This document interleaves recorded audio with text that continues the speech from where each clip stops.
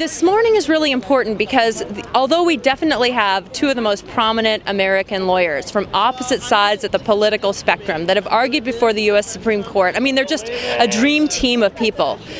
But we wanted to have a community moment today on the day that the court case opens, where a community gathering together because our lives are, to remind people to put it in context of what's really at stake.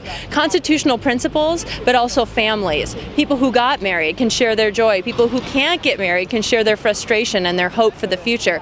So we really wanted an opportunity, really less even about the media and more about really honestly getting our community grounded as this historic case opens, because this is a very important case and this is a historic day and the risks are high. That's in part why there was some controversy about whether this case should be filed and whether it was time and ready, because what's at stake is so important. The stakes are tremendously high. I mean, no one can argue about that. I think that's in part why we wanted to have a morning vigil to really get grounded, to prepare us for what's ahead, because we don't know how long that journey will be, and that journey could be, we just don't have the answers on that. And so we want to make sure that we're strong, that we're united, that we are embodying the values that we want all Americans to share, which is of love and of fairness and of justice. So you're right. We don't know how this will eventually turn out, but I have hope in my heart that I know that justice will eventually prevail, and I think it will prevail in this may be the case. So we're really excited. It's going to be a long journey, and we have to make sure that everyone stays engaged, because we have to make sure we can sustain this gain, that we can continue this gain, that we can create an environment in which public opinion is ready for that U.S. Supreme Court decision. That's our job. So while the court, the lawyers are arguing in court, we're going to be arguing in the court of public opinion, and we're going to come together to the finish line. This is a totally different trial. This is a completely different trial. It's not going just based upon the legal principles alone. There's going to be facts. There's going to be witnesses. We're actually going to demonstrate the harm that comes from divisive ballot measures like Proposition 8. We're going to hear from real people that experienced harm, and also hear from social scientists talking about the harm of discrimination, the harm of denying a group of people, gay people, the opportunity to get married. All of those things are going to be at trial.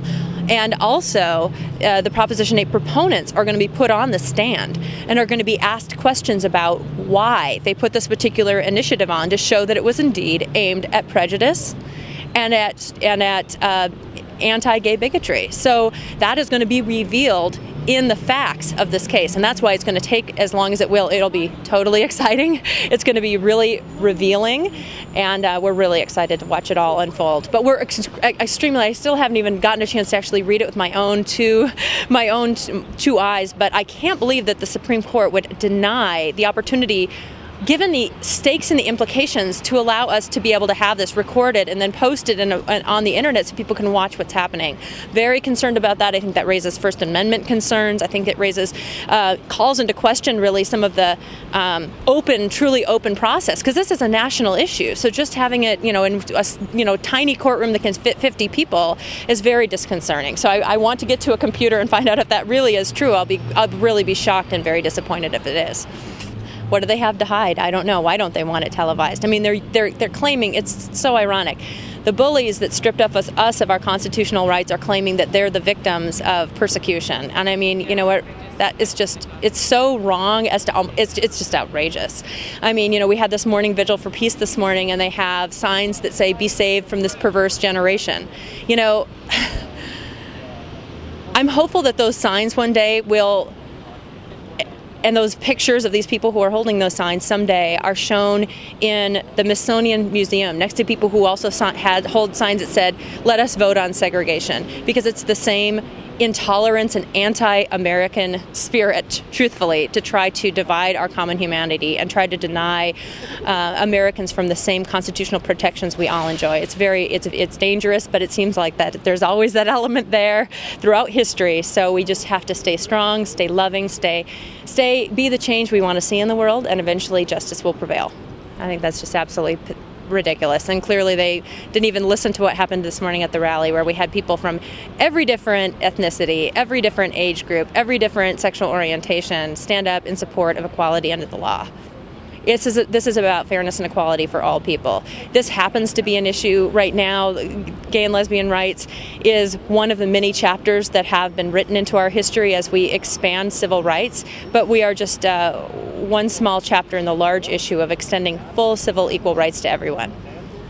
Because separate is inherently unequal. That is a constitutional American principle. We've already learned that in our ugly country's history, where we used to have two different water fountains, one that said white and one that said colored, that were supposedly equal.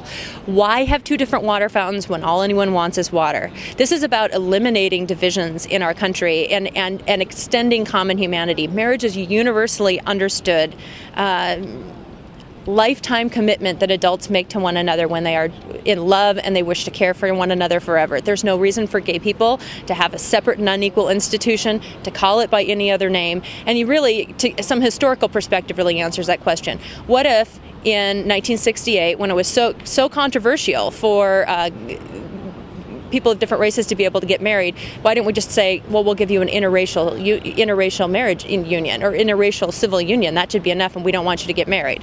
No, of course, that wouldn't work. So it's apply that same notion to today, and in 10 years we'll be looking back and saying that, shaking our head in the same way.